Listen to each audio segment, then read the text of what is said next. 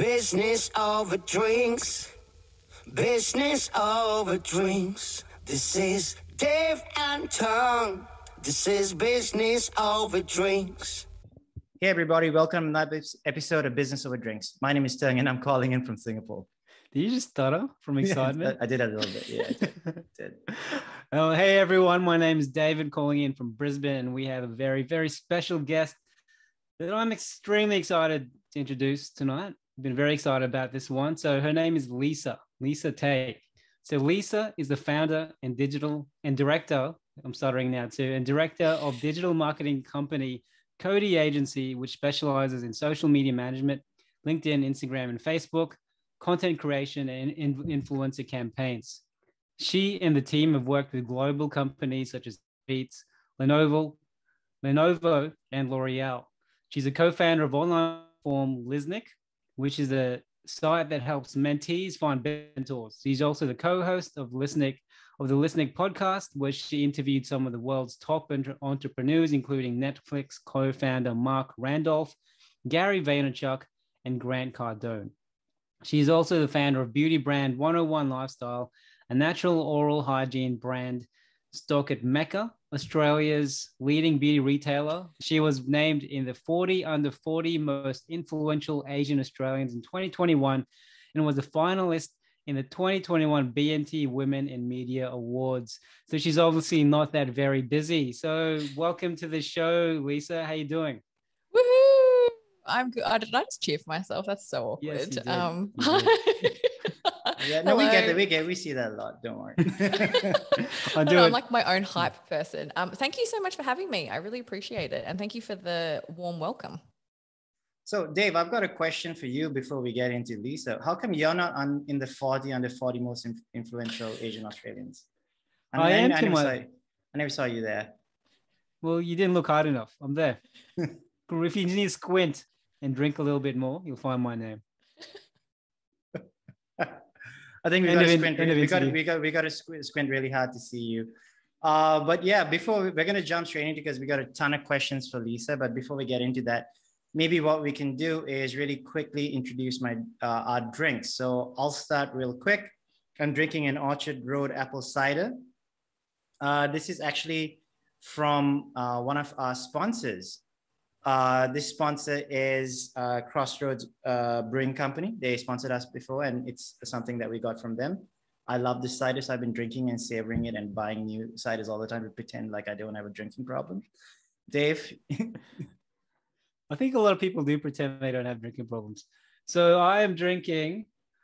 So I'm partying like I was back in uni. So I'm using the remnants of this vodka. So it's MECCA triple distilled vodka with orange juice. Nothing but 20 apples orange juice. That's very businessy of me.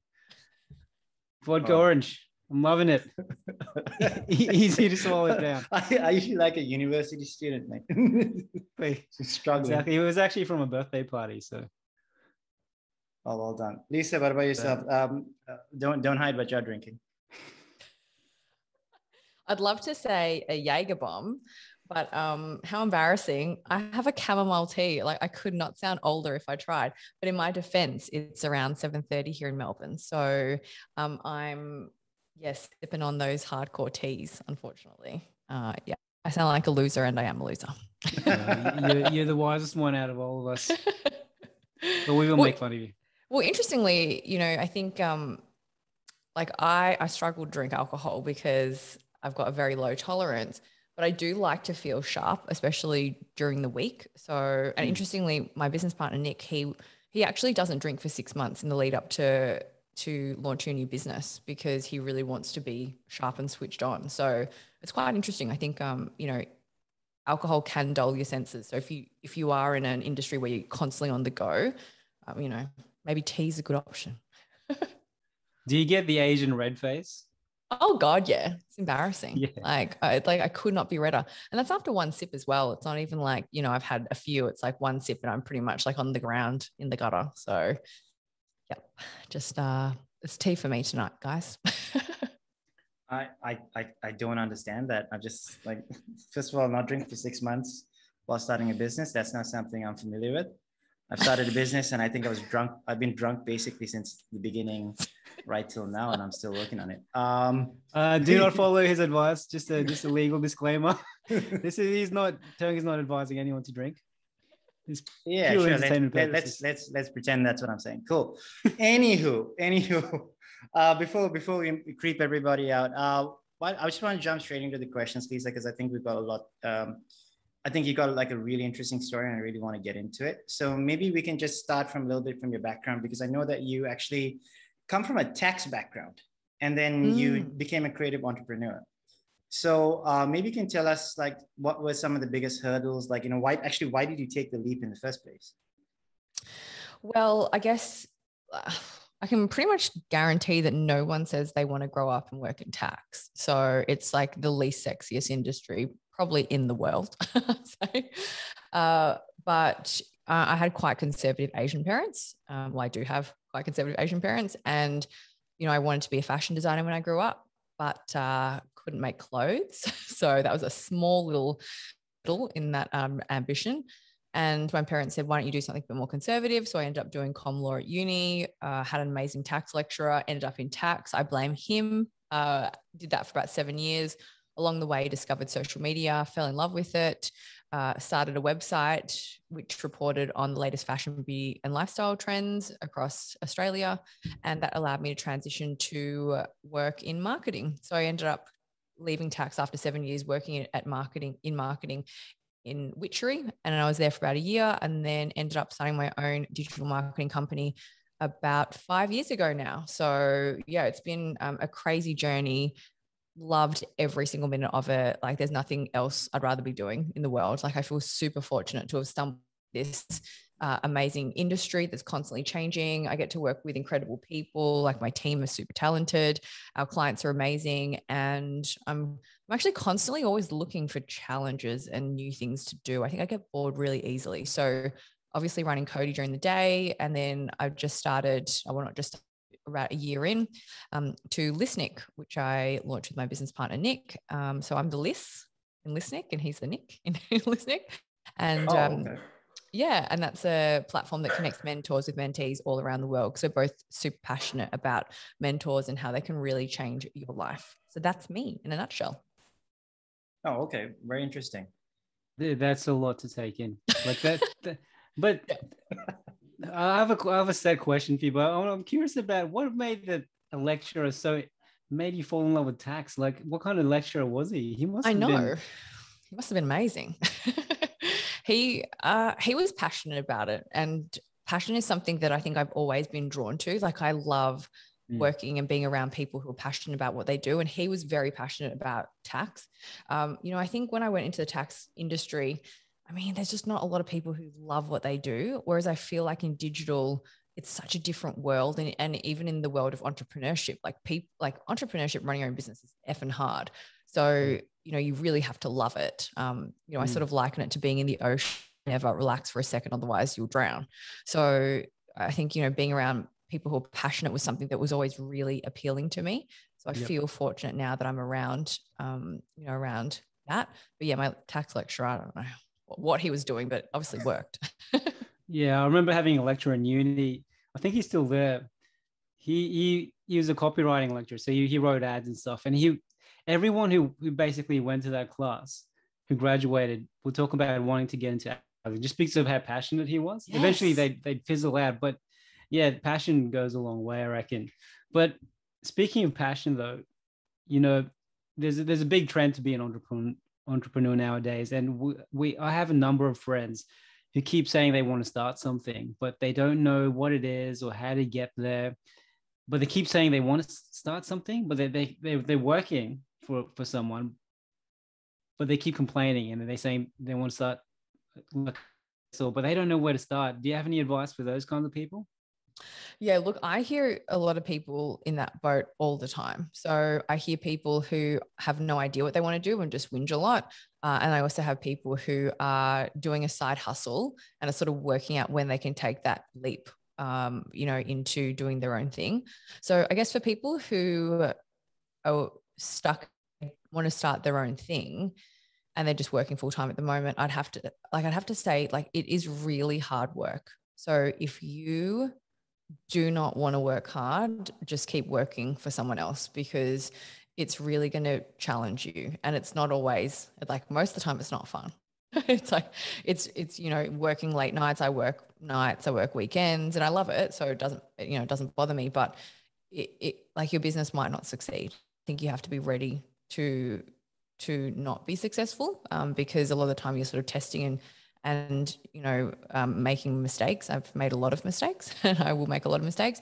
But if you are serious about starting your own business and you're sort of wondering where to go, definitely look at something that you're passionate about. I think that's a really quick place to start. So have a look at, like, are you passionate about social media? Are you passionate about fashion? Are you passionate about beauty, or whatever it is you're passionate about? Because on those days where things are going wrong, like, that passion can really carry you through. I would start to broaden your network, because being an entrepreneur can be very lonely. So you might want to find a business partner. So, attend networking events, maybe join, groups on social media, and maybe find someone who you could potentially partner with in business. And it might even be as simple as, hey, I want to do a business. I don't know what it is. You find someone, like a business partner, and then you guys can kind of work on that together, and you can kind of work out what that business is. If you are working on a side hustle and you're in a full-time job, I always say to people, say, for example, you're working in tax and you've got a side hustle and you're like, okay, I want to make the transition. Should I do it? I always say to them, okay, worst case scenario, you can go back to working in tax, if it doesn't work out. And they go, yeah, that's true. And then so I say, you're currently living your worst case scenario. And I think it makes them realize, oh shit, yeah, actually, maybe I should give it a go.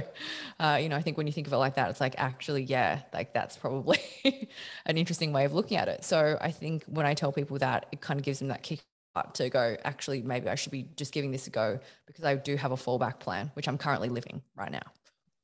Yeah. So really good point. I think we need to maybe take a step back and really try and explain to Dave what passion means. So Dave, passion is, I'm joking. Dave understands all about passion. He doesn't feel it, but he understands what it means. He's very good. He's very good at reading things. So no, but that's really interesting, right? Because I think focusing on passion and being able to draw someone in is really important. And you finding what your passion is, even after trying something different, is a good way to look at things. So I mean, because you're doing quite a lot of stuff, right? So from Lisnic platform to running Cody agency to being an influencer yourself and more. I've looked at your Instagram. I looked at your socials. Ooh, I can see someone's doing some sponsored posts on and off.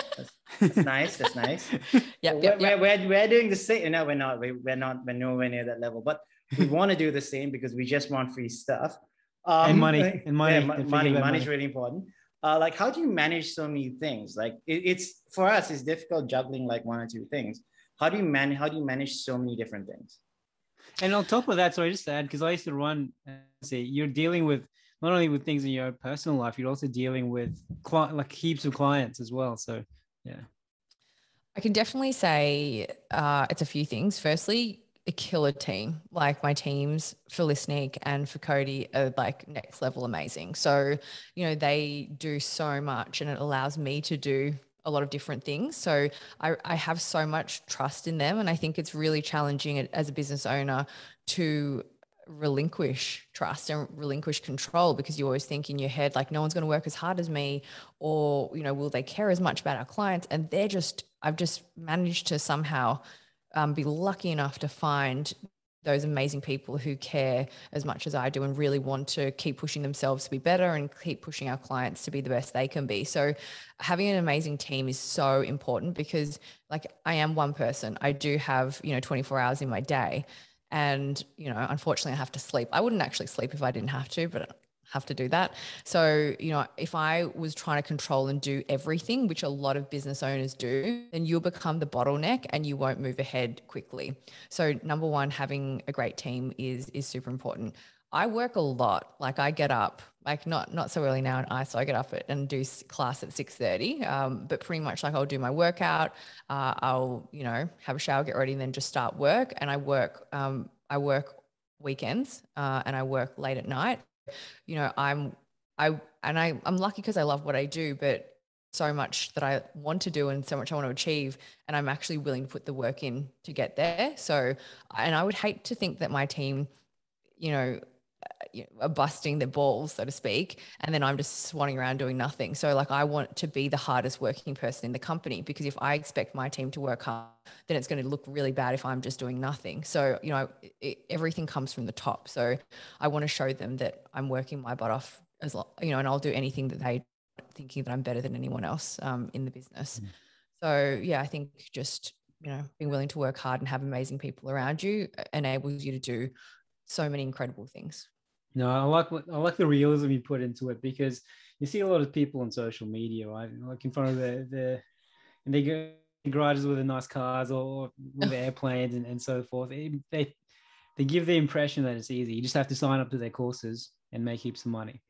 But yeah, that's very true. And with all that working, what do you do to firstly stay passionate, and then also to avoid burnout? Sorry, quick question, Dave. I think you're missing the next question, which should be about LinkedIn feet licking, mate. Oh, we can ask that after that.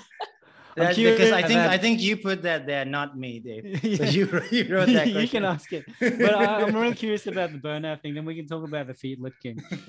He was like conveniently trying to avoid the feet licking question. It was a dessert. It was like, he's really brave when we're not recording. When we start recording, he's like, don't do it.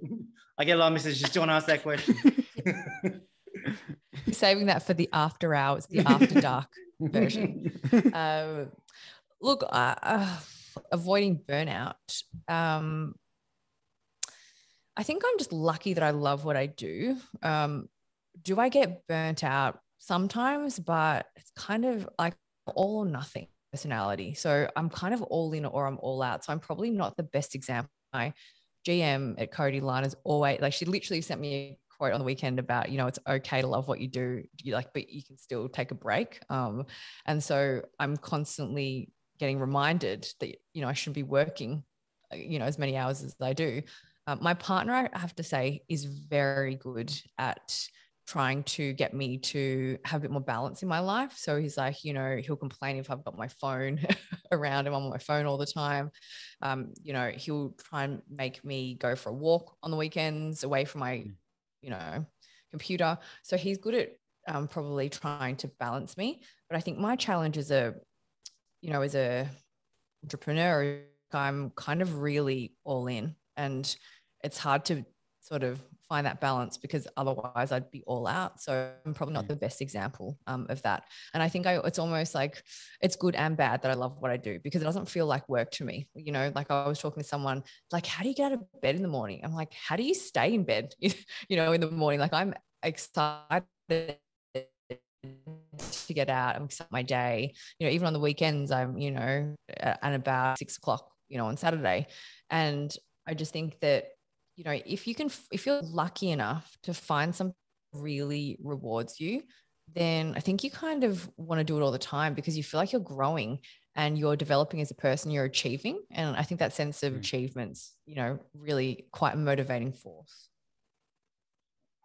I know. I think that's really good. I think you need to ask about the feet. I'll ask about the feet in a second. I just want to answer the question. I think you asked about something else. Did you? No, you asked about burnout. You did. You made me feel very guilty about how I slept in this morning without an alarm. So yeah. No, but I guess I don't want people to feel guilty. I'm like a weird person. I actually don't think I can sleep in. But I think that's the interesting thing. That's why I guess I do get up early. I'm not going to even pretend, but I also go to bed early. I'm in bed at 8 or 9 because I need sleep. So, I lead a different lifestyle to a lot of people. I'm drinking goddamn chamomile tea, for God's sake. But, I think it's really easy to compare yourself to people and feel guilty if you're not working as hard, or, as early, or you're not working around the clock. And each person's really different. And I think it's, the challenge with social media is that it's so easy to compare yourself to other people and feel crap about yourself. So I try, when I share content on social, to be real, so when I'm struggling with mental health, I'll talk about it. If I'm struggling with, I'm just having a bad day, I'll share that, because it's so easy to share a highlights reel on social, and people think that your life's perfect. And I've got, just as many issues as the next person, just as many problems. I just think I have I'm a very optimistic, glass half full person. So I think that definitely helps me get through. Okay, now I think that's really interesting. And I also think there's a lot of really good lessons there, because I think the way you're looking at things, you're also being very honest with what you share, right? So there are issues, there are trade-offs that you have to make, right? So I think we also just need to take a really quick step back. So Dave, working hard refers to actually putting in some effort into your work. Okay. Does that mean that? Does that just mean? FYI. I don't know what that means. It's all very foreign. I'll have to Google working hard. No, but this is a perfect segue into feet licking. So in a pre-chat before this podcast, you were mentioning your LinkedIn account and how someone said they wanted to lick your feet. Firstly, I was just really shocked by that, because whenever I write something on LinkedIn, people message me saying, when I say something half jokingly on LinkedIn, for example, I wrote this really sarcastic post on one of the Turns posts saying, this is the greatest content I've seen in my life. I can't believe how good this is. Everyone should write content like this. And people started messaging me because they saw it. But imagine if I wrote down, I want to lick your feet. That's just nuts. So can you tell us about what that post was all about? Tell you about all the thirsty men on LinkedIn. No.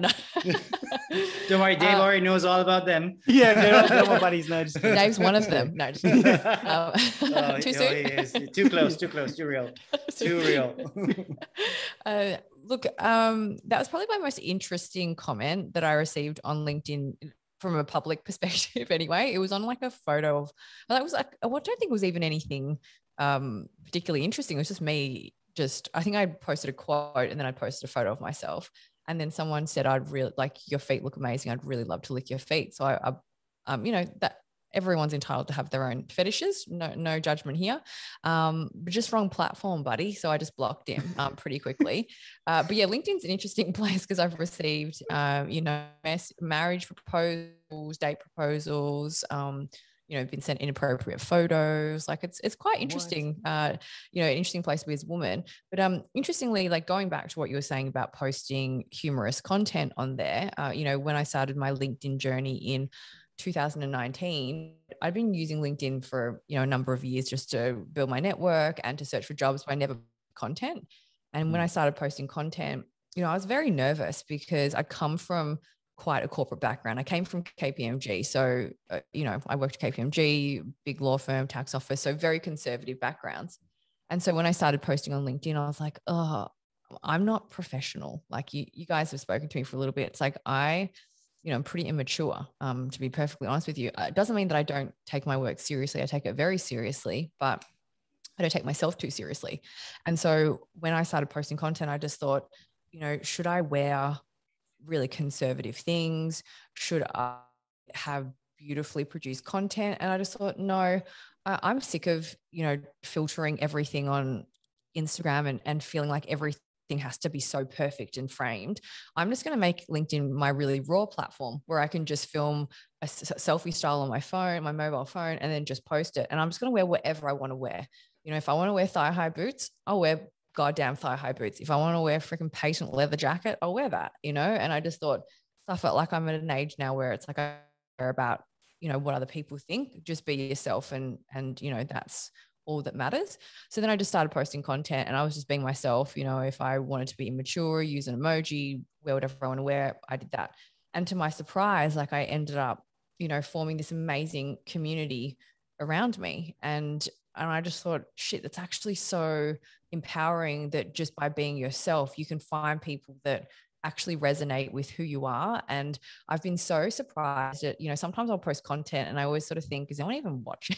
Like, is anyone actually absorbing this content? And I get messages from people going, that was exactly the message I needed to hear today. And it's just stuff that resonates with me. So I just share stuff that has helped me, for example.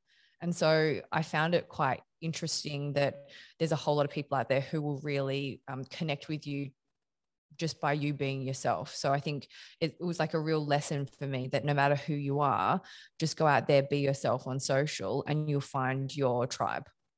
Just don't offer to lick people's feet. Or you might find your tribe, right? Like can be. Or maybe on OnlyFans or something, or Tinder, but like maybe not LinkedIn. I want to just push back on one thing, right? So when you just be your authentic self, one thing I found out from just being a bad person is that when you just your authentic self, but you're not a really good person, it doesn't work. Yeah. People are just like, oh, you're a terrible piece of shit. I'm like, yeah. I thought I'm being authentic. Why is no one loving me? And then I'm being real, guys. Just love me for me. Exactly. And then you just keep on like sending really hurtful messages. People like, hey, your content sucks. Or like, hey, I hate your face. And then no one responds to that. Yeah, that's when I started crying, Tang. So thanks for those messages. Yeah. Thanks so much. That was very supportive of you. So I just want to push back on this authenticity scam that's going on here. Right? Let's hide the evil. Let's hide the evil a little bit, right? But you still want to give good to the world, I guess. But I think there still is a market for bad people. But maybe you'll have to find your niche, as Lisa said. Yeah, I don't think so. That's the thing, right? So like if we just expand that question into social media platforms, because I think personas really matter. So on LinkedIn, right, we call it the professional persona, but I mean, Lisa, you've got requests to lick your feet. I'm pretty sure things that aren't happening on the public side are worse, like a lot worse. And I'm assuming that this is the same for quite a lot of people. So it's not only you. It's quite the same for a lot of mostly women. Guys, I don't really see that happening that much, but for women, probably. Like, do you think your persona that you have on LinkedIn translates on other platforms? Are we looking at, you have to show different sides of yourself through your social media platforms? Are your networks on different platforms? Yeah, that's a really good question. And that's sort of something that I've really battled with, because on Instagram, I'm not even going to pretend that there's content of value on there. It's like what I'm wearing, what I'm eating, like what beauty I'm using. So it was very much grounded in that type of content. So when I went onto LinkedIn, I'm like, I can't really share that type of content on LinkedIn. So then I started sharing content that really inspired me. And so my persona is, I still feel like I'm me, but I think I'm still even trying to work out how I can be me on different platforms. Because sometimes I do want to post something stupid on TikTok. I'm like, can't really do that. Because then if people come from into them my TikTok and they're like, what on earth is she doing? Like, what is she doing? But then I guess people are sort of multidimensional. So I'm still trying to work out that, that mix. But, I think the strongest brands are consistent at every touch point. So I still feel like I'm authentic on every platform. It's just, I guess, a different side of my personality coming out on different platforms. So, but yeah, that concept of personal brand is really interesting, because it's, I think like it's how you choose to put yourself out to the world.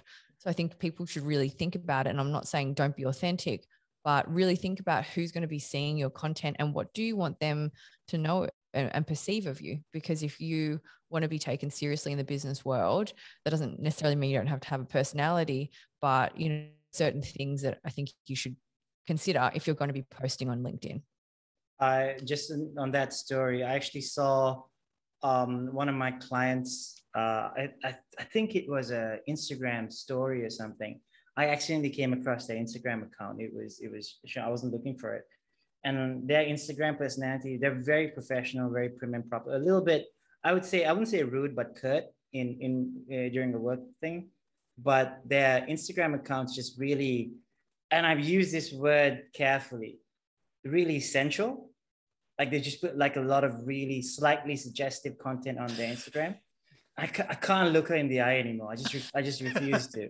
And I refuse to go for meetings now. Anything with video, I'm like, I'm not going to that meeting. I can't do it. It's so hard. So I completely understand what you're saying. It's hard. Like, even like, to be honest, like as a woman, like sometimes I'm like, I just want to post like not like a suggestive photo. I definitely don't want to do that. But like, I need to even go shave and be posting a photo and bathe this, like, because what if, they're researching like an enterprise client's going, okay, who's this person who's pitching? And then they see me in bathers. It's like, would they judge me? And I think it's actually quite hard as a woman, because no one would judge a guy if they were sitting there in freaking board shorts or something. Oh, they would judge me. Like if people saw me half naked, like what is wrong with this guy? Put a shirt on. No, just kidding. I know. I send these messages all the time. Like, put your shirt on.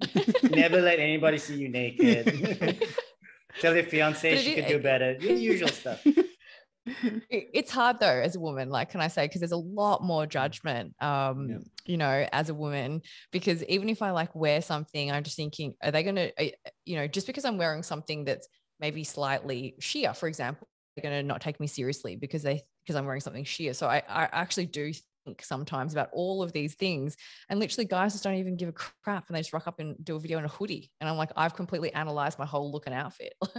Hello. Just a quick ad break, everyone. Everyone loves books. Now, thanks to Audible, you can listen to an audiobook for absolutely free. And who doesn't like free stuff? All you have to do to claim your audiobook is to go to businessoverdrinks.com/books. That was actually David's part, so I apologize for the slight pause on my side. On this page, we've actually compiled a list of the books that we recommend and we think has been audiobooks as well that have shaped our lives for better or worse. Mostly worse, but it might add more value to you.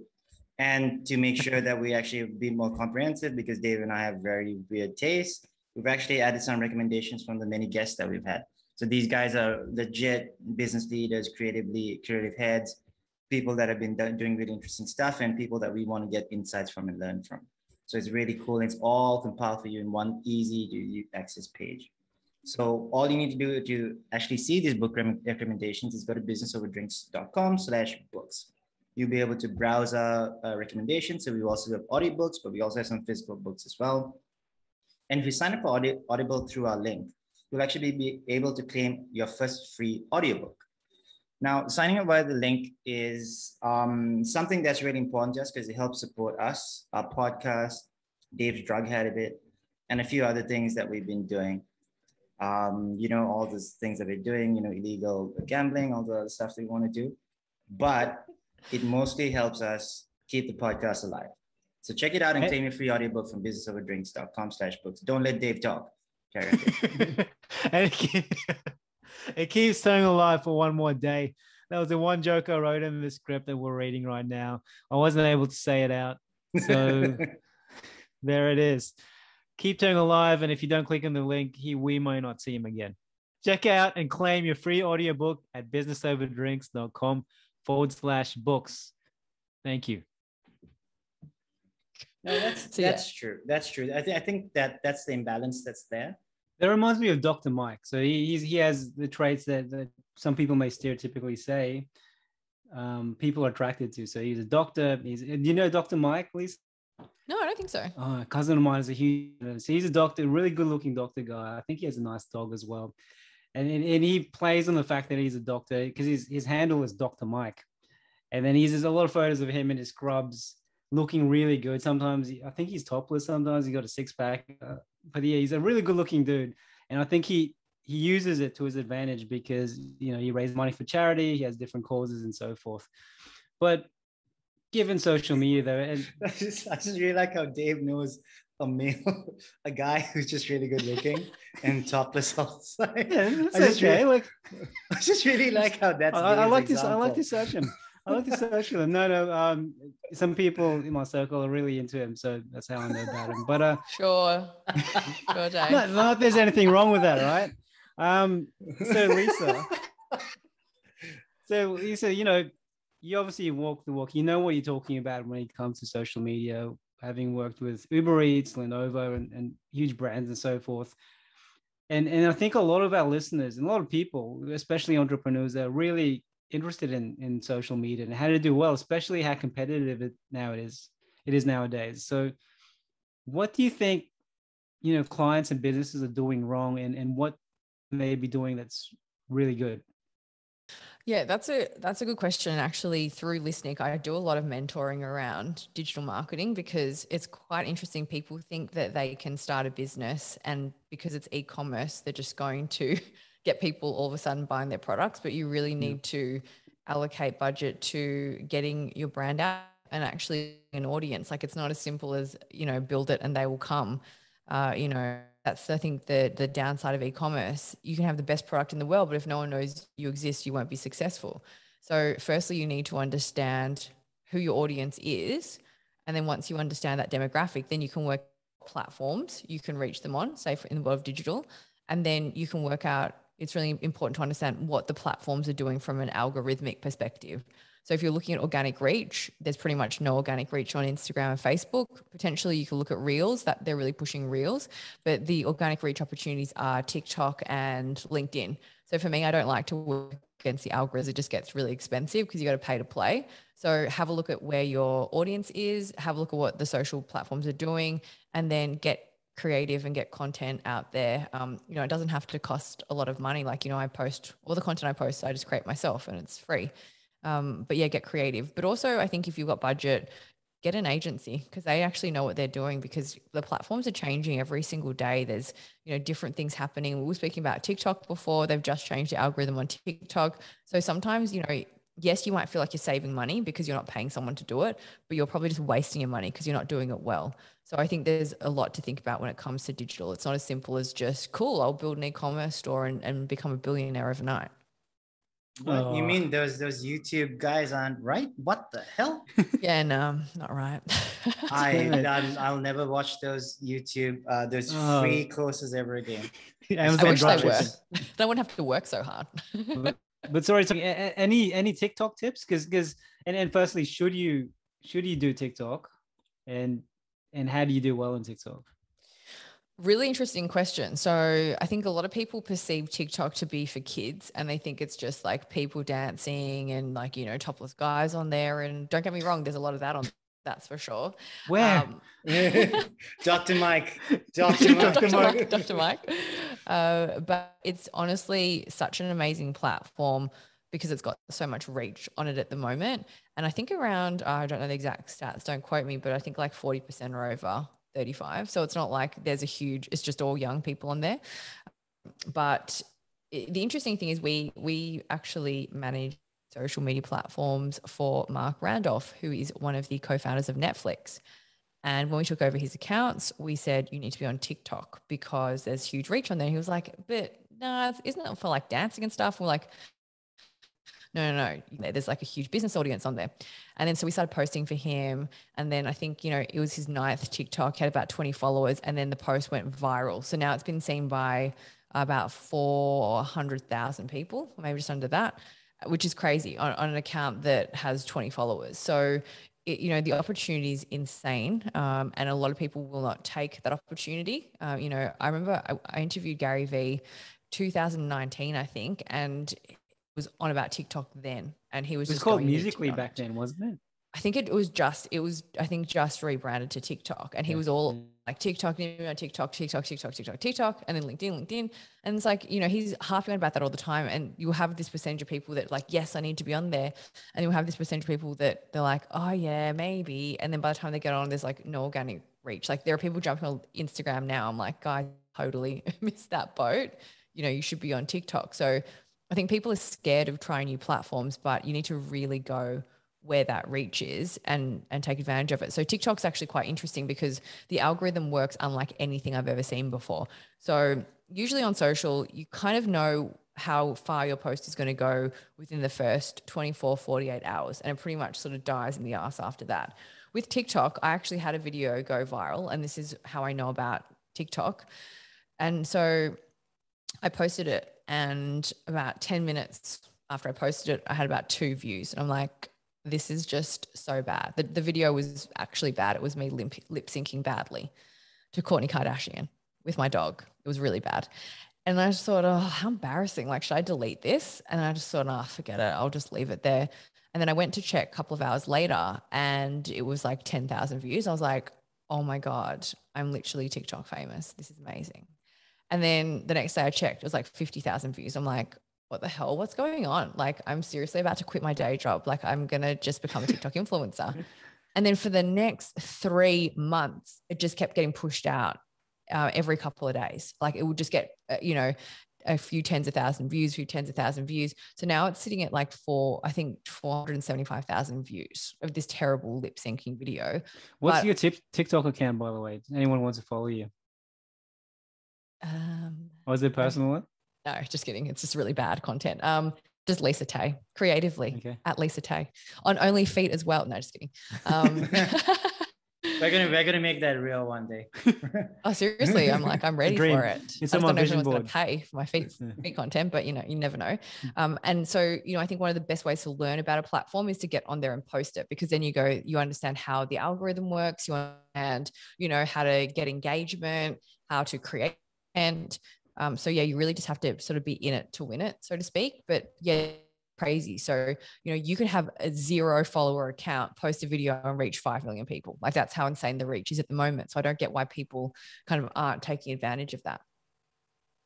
Do you think, right? And actually I want to follow up on that one, right? Because you said you don't know why people are taking advantage of that. Do you think it's just fear or just laziness? Bit of both. I think people like, I'm not going to even pretend like creating content's hard. Like you've got to think of content. You got to think of, you got to, if you're anything like me, you got to put makeup on, you got to face the natural light. You've got to, like try and look young. So it's so it is hard looking young. Tell me about it. But like my beauty ring light pretty much on like full speed, full brightness. So it looks like I've got no pores or no nose even. But so, you really, I think people can find content creation quite overwhelming. And I actually often talk about documenting as opposed to content creation, because you're doing amazing things every day. Use that as content. So I think that, it's definitely part just laziness because content creation is hard. I think a big part of it also is people are scared of what other people are going to think of them. So they're worried about maybe getting trolled or people judging them. It's like, no matter what you do, you can't please everyone. So I always just say, focus on the opportunities and the exciting things that can come from posting content and getting yourself out there, as opposed to what a couple of people might not like your post. It's like, I have no doubt in the world that there are people out there who don't like my content, but like, I'm not going to please everyone. I'm not going to try and change to be someone that I'm not, because I know that there are people out there who do resonate with it. So it comes back to that, topic of authenticity as well. Well, I love TikTok advertising. It just seems so natural, the way they film it and the way they shoot it. For anyone who's never used TikTok, just check it out even for the ad. I love them because they just seem so real. But, advertising aside, for those who are just money minded, right, do you have any good anecdotes or case studies of people who've actually made money from TikTok? Oh, you get influencers who make money all the time on TikTok. Plus you have brands that do ads on TikTok and they make a lot of money. So the cost per click is actually very low on TikTok. And it's funny that, if you go on TikTok, I highly recommend checking it out. Pretty much like every 5th or 6th TikTok is an ad, but the way they make it look genuine is the best ad content is influencer generated content, or what they call creator generated content. So you don't even realize it's an ad because it is actually content generated by, a creator on the app. So they don't want to piss people off by making things look really ad-like. So they actually encourage brands to use content that people don't even realize it's an ad. And the way they do it's very smart, because say if you're on social, like on Insta and Facebook, you see that something's an ad straight away. So you'll see CTA there. Whereas on TikTok, the CTA actually isn't on the actual ad until a couple of seconds in, and then the CTA rises. By then you're kind of already watching it and engaged, thinking that it's actually organic content. And that's the way they kind of don't piss people off by having so many ads. They just make it look like actual content. So for those who don't know, what does CTA mean? Oh, call to action. Sorry. Call to action. Yep. Cool. Dave, that was really smart. Dave didn't know what that meant. I don't know. Call to action is like buy now. Like that's its thing that makes you want to. It's pretty much like, what do you want them to do? Is it download the app? Is it, buy now? Is it follow? Is it try a challenge? So, I think not a lot of people have strong CTAs on social, and I think you shouldn't be afraid to, but also read the room. Like on LinkedIn, people don't really have CTAs when it comes to pushing content. Like it's not a salesy platform. Like I pretty much say, come and work with us at Cody Agency. Like, we do digital marketing, et cetera, because I feel like people don't want that content. Like they want to feel like you're giving them value, and then you're an expert in your field. And that's why they want to work with you, not because every 2 seconds you're going, come work with us. That doesn't work that well on LinkedIn. Yep. My CTAs are really aggressive. It's just want to give me money. I'm not going to add any value. I'm broke. Just give me money. Just give me money. Just give me money. Just really aggressive. We'll give you money we'll give feet photos for money. I'll lick your feet for money. So we'll lick your feet for money. I've actually got a small anecdote about the CTAs, but because I used to work. Oh, not about the licking feet? No. Not about licking feet. But they're not kicking later on for 10,000. But anyway. So I was half joking about people not knowing what CTA was, because I've been working with entrepreneurs for 15 years.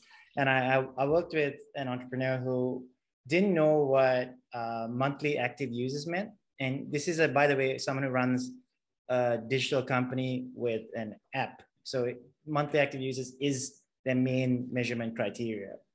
And they didn't know what CTA meant as well. Because I would be telling them, I would be using the term CTA until I got like a Slack message saying, please don't use stupid marketing jargon. You speak real English. So I got to tell him that CTA is actually not marketing jargon. CTA is just like kind of like super normal in business. and he got really mad at me. So it was really cool. I hate that guy so much. So I won't call him out, but I hate him so much. What's his name? Tell us, what's his full name? His name's David. No, Dave doesn't know what CT is either. So Dave, you want to ask that question about yeah. So in our pre-chat, so we're all talking about making money. Is it a secret? Like, can we talk about this in public? About that mate was offered $10,000 to kick someone in the nuts. She said no, but I was like, can you just refer him over to my account, and I'm more than happy to help. And I didn't say that. Where did she receive the request from? Was this like Instagram?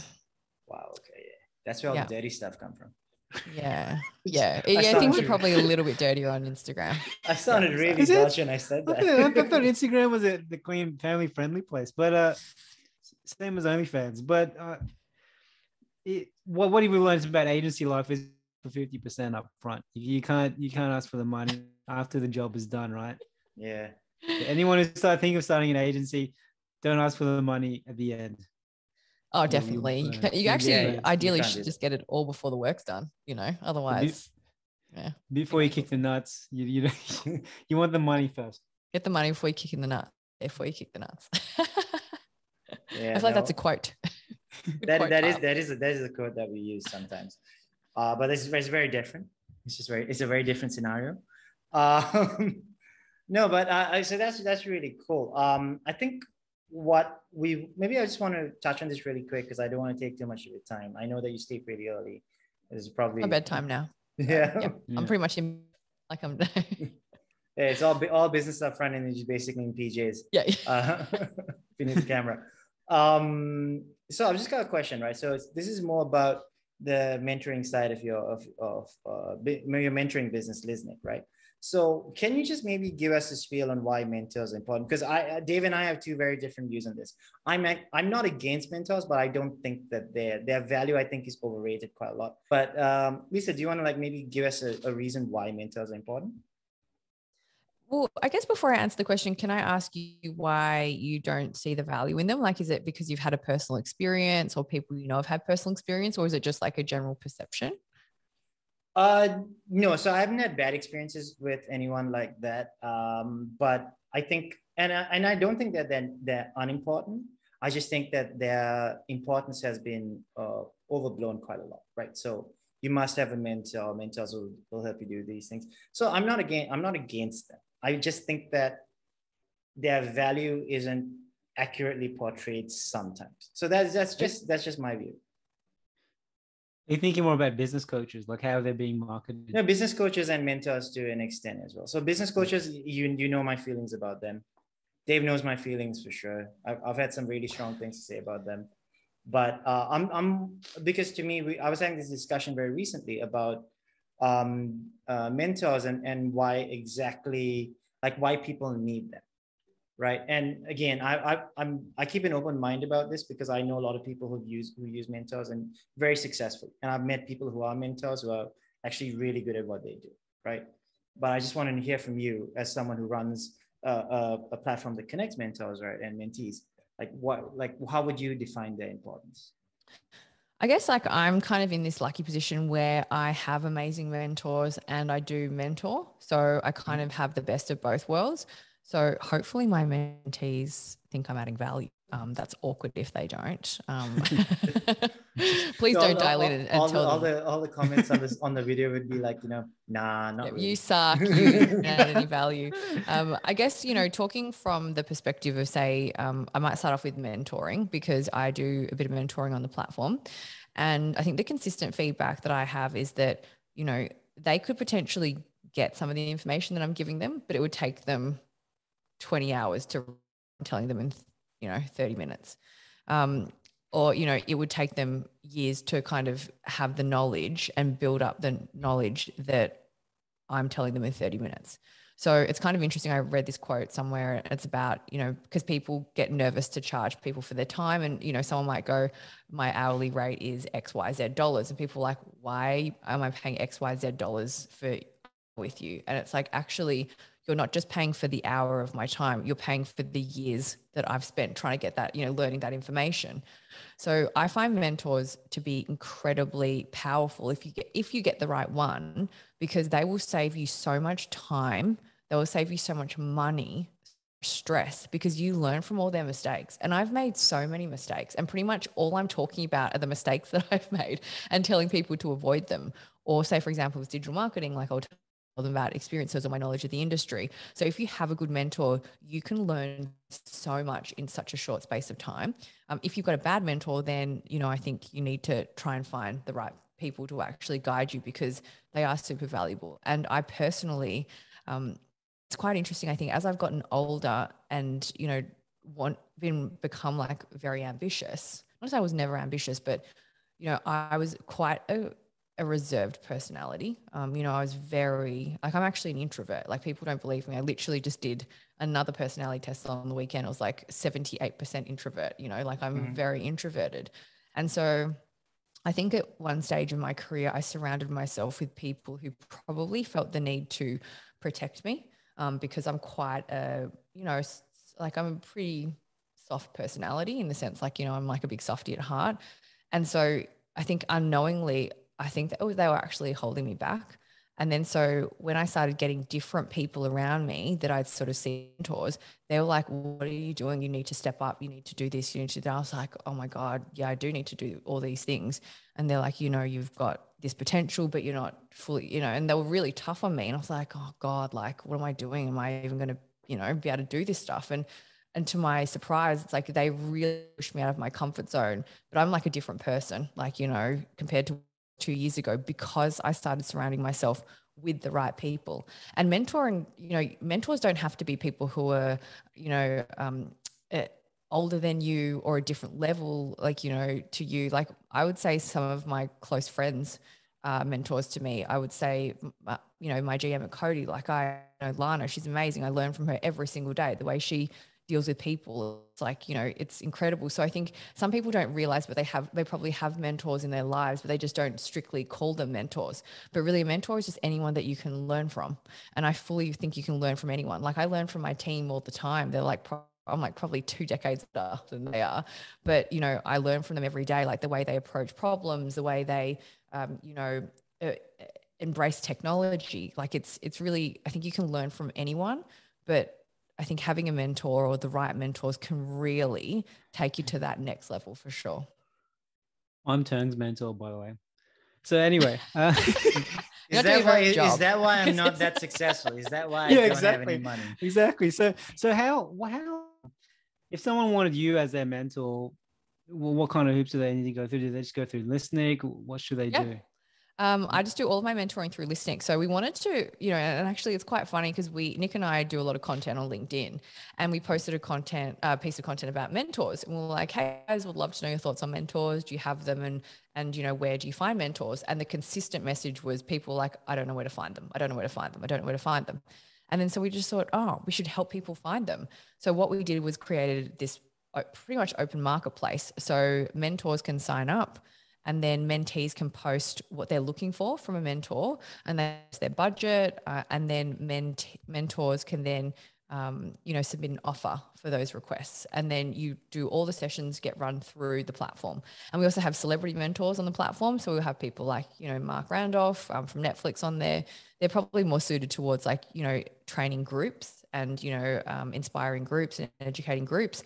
But yeah, it's honestly, you know, really powerful, I think, because it makes it easy to find someone who can help you. So you can literally just go, I'm looking for someone to help me scale my business in digital marketing globally. And then someone can then literally go, I've done that before. I'll show you how to do it. Or I'll help you how to do it. Help you do it. And then, you know, I think the exciting opportunities when you start to get those repeat sessions, like I have, you know, ongoing mentees that I look, you know, that I, and it's so exciting when you get people who want to listen and actually apply the knowledge that you're sharing. So I had one gentleman who I mentor, and he just did a post. It was really lovely. We did a mentoring session, and he did a post on LinkedIn. He goes, "I just had the best month of business after our mentoring. I applied all the things that you were telling me." And I was like, "That's a miracle. Can you help my business as well?" But it's, that for me, I just get like the most amazing feeling. So I'm like, I'm actually helping someone because they're learning from all the mistakes that I made or all the knowledge that I have. And that's a really powerful feeling, when you're helping someone too. So that's awesome. So that, for anyone listening, we'll put a link to Lisnic in the show notes, but if you want to Google it right now, it's Lisnic. Just want to say .com. And I just want to say some great things about Nick Bell. So for those who don't know who Nick Bell is, it's okay. You don't have to say anything good about him. You can just cut it here. he's Lisa's business partner, obviously. But if you read a quick read of his Wikipedia profile, Nick Bell is an Australian businessman. He is a founder or co-founder of several companies and internationally. In 2020, Bell's worth was estimated by Australian Financial Review 2020 rich list to be $274 million.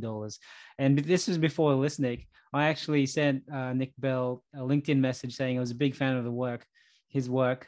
And he actually, me and my ex-business partner up, and he told us step by step exactly what he did to get his agency to be like a multi-million-dollar business. And he spent at least over an hour with us just telling us exactly what he did, and that helped us tremendously. So he's a great guy. Is he on Lisnic? He's on Lisnic, right? He is on Lisnic, actually. And, make sure you read out his age on Wikipedia because he hates that. He's 41 now. He's pretty much dead. He's so old. You got a relationship. It's a hate relationship. No, he's honestly, like, I see him as a mentor because he's so old. No, just I know he's old. And I are almost 40. Don't say that. No, I'm almost. What the hell, Dave? Shut him up. 31. It's okay. Asians can't tell the age. I could be 16, exactly. Guys. I'm 16. I'm 12. Dave has the body of a 12-year-old. That's all you need to know. I wish my metabolism was as it was when I was 12. But in all honesty, like, Nick's incredible. So he is definitely someone who has changed me as a business person. He really constantly pushes me to go out of my comfort zone. He's amazing to be around and to work with, to be honest with you. Like, he's the most urgent person I've ever met. He wants everything done yesterday. And, he's taught me so much. So I think one thing that I really like about him is that he's so successful, without a doubt, but he's so down to earth, and he's really very accessible. Like you said, like, he really wants to give back, and he really does care about helping others. Definitely I don't tell him I said all these nice things about him. Although he hates it when I say nice things about him.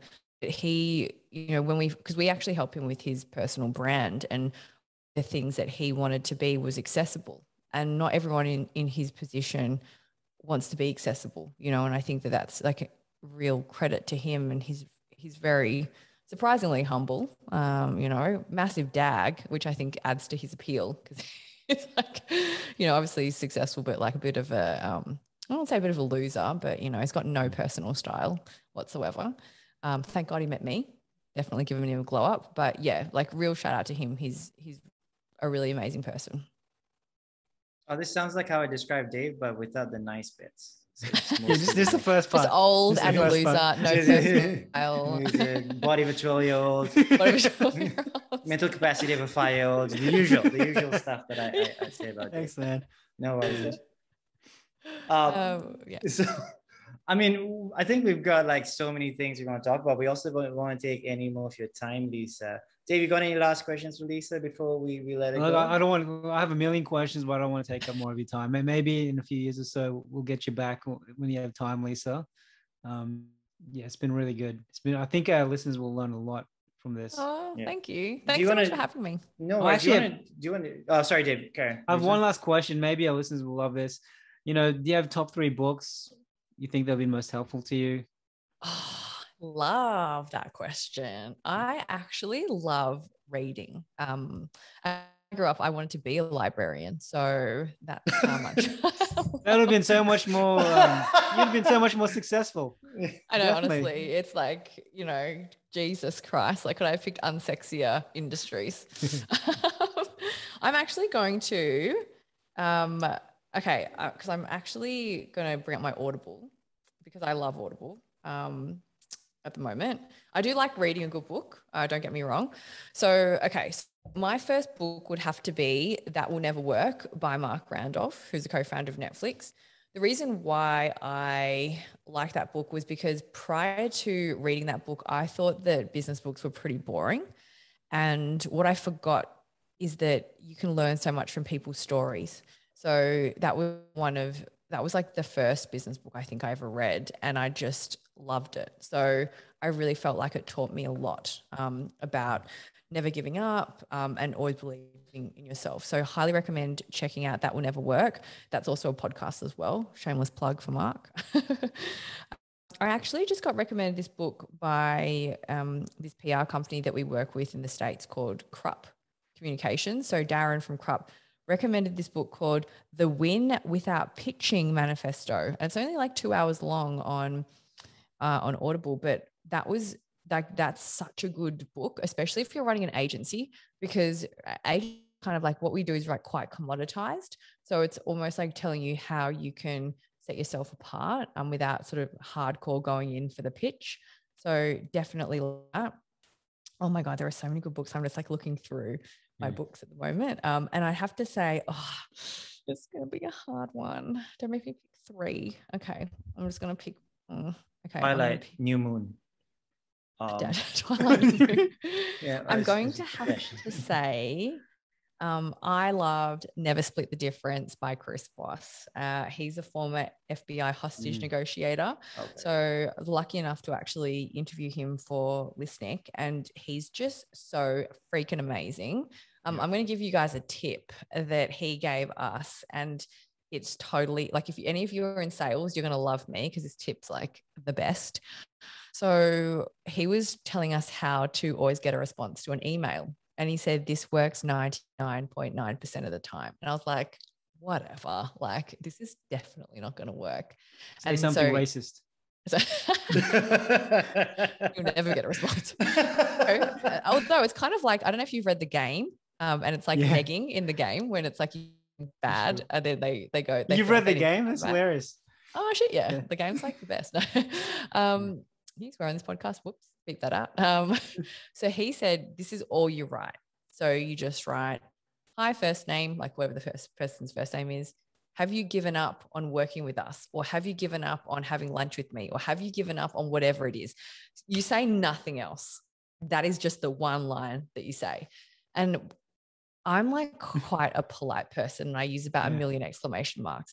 So the thought of just writing that in an email was mortifying. And I thought people are going to think I am so rude. And I just thought, no, I can't do it. I can't. And then I'm in sales, so I get really frustrated. I'm like, can you guys just respond? Like you just have it, if you just write right into yourself. So I just thought, I'm just going to give it a go. And he said, you can't deviate from the message. You have to write exactly that. I was like, okay, I'm going to do it. So I was just sitting at my desk and I just sent off 3, have you given up on working with us emails? Within 10 minutes, I got a response from all 3, and I've been chasing them all for like weeks. And I'm like, oh, this freaking works. And now I use it all the time, and it works. So that's all he said. But then how do you follow up on that? Then it's really awkward because sometimes they're like, oh no, I haven't given up on. But it's like something weird. It's like some weird psychology, he said, because it triggers this feeling, because people hate feeling like they're losing or missing out on something. So it's almost like they're not only just compelled to respond, they're compelled to respond really quickly. So it's worked every single time I sent it. Like, and I've sent 20 of them. The only awkward thing is like if you send it and then they reply and they're like, oh, maybe chase up, and then you can't. It's kind of hard to keep using it. Like, have you given up? Like, why should you be asking whether I've given up? I'm going to try that. It's the best. Yeah. It's seriously, it's the best. And I don't know what it is. It just triggers something in your brain. So Never Split the Difference by Chris Voss. It's such a good book on negotiation. And he's literally negotiating like his life or death negotiations the negotiations that we're doing are not life or death. It's like, do you want to sign on to do social media management? So I think it's just like, not being afraid to be strong. And also, I was talking, with someone from my sales team this week. It's also not being afraid to get a no, because I think sometimes we're so scared to push because we're scared of getting a no and having that opportunity closed. But I was saying to her, it means that we don't have to waste time chasing it up if it's a no. So, I think that book really put selling into perspective. It's like, I'm not negotiating for someone's life here. Like, I can be a little bit firmer because I'm sometimes like a bit too soft. So those 3 books I would say are amazing. One more bonus one, Ride of a Lifetime, Bob Iger, amazing because I love that book. Yeah. Disney's amazing. One more, Shoe Dog by Phil Knight, Story of Nike. Love Nike, I'm a Nike gal. Amazing too. So I think I really do love story. I think stories, you can learn so much from people's stories, and it's just so much more memorable as well. Reebok for life. Yeah. Let's link to let's link to those. Guys, I can't talk to you. quick follow up though, Lisa, just on that the book about negotiation. Would that have worked with the guy who was asking you for feed pics? And like, if he said like, have you given up? Given up on letting me lick your feet? Yeah. Have you given up? Would that have worked? Because I'm just curious. Because then I'm just basically selling a book on how to get people to respond to you on dating apps. Look, to be honest with you, I would have replied and said, yes, I have. But you'll get a response though. Okay, cool. Did you actually get Dave, I'm going to cancel this podcast. I'm just going to make money just writing a book now about how to get girls to respond to you on social media and dating apps. Have you given up on responding to me? Hey, maybe that could work for ghosting, Like, yeah, exactly. I hate ghosting. Like, Have you given up on sending me those naked pictures? Come on. Have you given up on sending me nudes? Yeah, I've asked. Hello? I've asked so much. Yeah. At least you get a response. They might at least just write yes. Hey, I'm like, got you. Yeah. Works every time. Thanks, Chris Voss. Got me them nudes. I'm sure that's why he gave us that tip. Yeah, I guess the trick would then be the follow-up, right? Like if they do respond, you got to be creative and asking the next question. We can do it, man. We can do it. Yeah, I think, look, it's funny because I think once I reply, there's sort of a bit more to have the conversation. It's just sometimes hard getting that reply from people. Yeah. So yeah, it's been amazing. Like ever since I got that tip, I have been using it religiously and it's just worked every single time.